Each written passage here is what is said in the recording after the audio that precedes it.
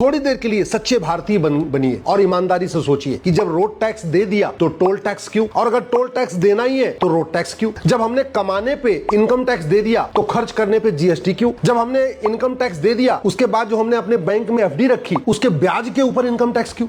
इस घटिया टैक्स मकड़जाल के कारण सब परेशान, लूट हो रही है, भ्रष्टाचार हो रहा, लेकिन ये सिस्टम नहीं बदला जा रहा है। अगर सरकार चाहे, अगर समाज चाहे, अगर सब लोग मिलकर आवाज उठाए तो भारत में सारे टैक्स खत्म करके वन नेशन वन टैक्स लागू हो सकता। जरूरत ही नहीं, ना इनकम टैक्स की जरूरत है, ना टोल टैक्स की जरूरत है, ना रोड टैक्स की जरूरत है, ना वैट की जरूरत है, ना टीडीएस की जरूरत, ना इनकम टैक्स डिपार्टमेंट की जरूरत है क्योंकि नॉन प्रोडक्टिव डिपार्टमेंट है, ना जीएसटी डिपार्टमेंट की जरूरत है क्योंकि भी नॉन प्रोडक्टिव डिपार्टमेंट है। इसका जीडीपी में कोई योगदान नहीं, केवल पैसा इकट्ठा करता है। और सरकार को मैं कह रहा हूं, जिसमें वन नेशन वन टैक्स की बात कर रहा हूं, सरकार की इनकम दुगनी हो जाएगी और जनता का टेंशन खत्म हो जाए। 100 रुपए से बड़ी नोट बंद हो जाए, 5,000 रुपए से महंगे सामान का कैश लेन देन बंद हो जाए और 50,000 रुपए से महंगी प्रॉपर्टी आधार से लिंक कर दी जाए तो भ्रष्टाचार खत्म हो जाएगा, टैक्स चोरी खत्म हो जाएगा और उसके बाद केवल 2% एक्सपेंडिचर टैक्स लगा दिया जाए। इतना ही करना है, बहुत ज्यादा नहीं करना। मतलब जितना ये मकड़जाल है कानून सारे खत्म, आम जनता भी खुश और सरकार की आय डबल दुगुनी आय। मैं कह रहा हूं सरकार इस सिस्टम को लागू करके पायलट बेसिस पे एक बार देख ले,